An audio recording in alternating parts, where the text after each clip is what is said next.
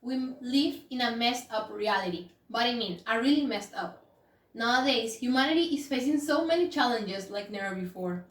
A pandemic, climate change, and humanitarian crises around the world are a few examples of what I'm talking about. And so, while we're trying to face these adversities, we also tell ourselves stories about them. And as a reality, these stories are not pretty kind. And they affect not only our mental health, but also our behavior and how do we relate with others. And so, are we condemned to live in this messed up reality? Or we can do something about the narratives we tell to ourselves?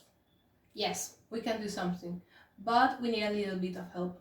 And that's where I'm gonna share an example with you. There was a man who lived in an oppressive system. This man was aware of the injustice around him and wanted to do something about it. He was mad, he was angry about the unfairness he lived. But he chose the wrong path, terrorism and violence. And as a good oppressive system, he went to jail. And there, by the abuse of his jail guards, this fire was burning inside of him until a fresh water came and extinguished that fire. A small book, The Meditations of Marcus Aurelius. Through the pages of this book, this man learned many lessons that helped him to change his perceptions around the world and also himself. And when he truly changed, he inspired change in his fellow prisoners. 27 years later, he was set free and surprised his nation with a speech full of forgiveness and reconciliation. He won a Nobel Prize and he became president of his country. Yes, I'm talking about Nelson Mandela. And yes, he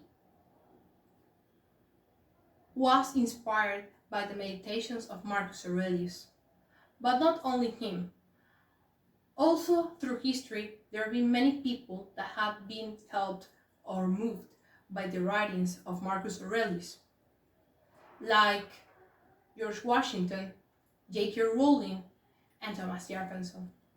And so, the reason why of this is not only the author himself of the book, an emperor, but what the teachings of his writings are about, Stoicism.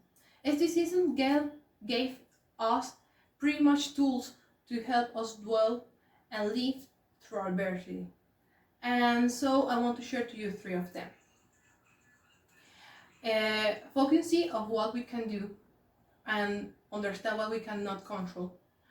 Bonum summum, or seeking the highest good, and premeditarum malarum, or being aware of the worst scenarios are possible.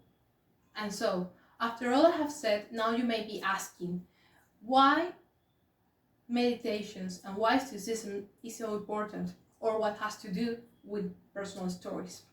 Okay, the answer relies in our nature as human beings. We tell stories to ourselves to help us process, rationalize, and understand the events that happen to us. And so, like these events are not pretty good, the realities are not good. Also, the stories that we tell to ourselves are not good. This affects our health, or awareness of reality, or perceptions, or behavior, and our relationships. And here's where Stoicism comes. When we apply the tools that I have said before, we can be set free of them. And I know, what I'm saying to you is a huge challenge. Living and acting like a Roman in 21st century is hard. But I think it's harder more to be prisoner of stories, to not let them go, to be dwelling in our comfortness and not being able to take the risk and be brave enough to have another path. So today I'm asking to you to remember, you are not a puppet of your circumstances. And also, and most important at all, you can be brave enough to be the author of your story,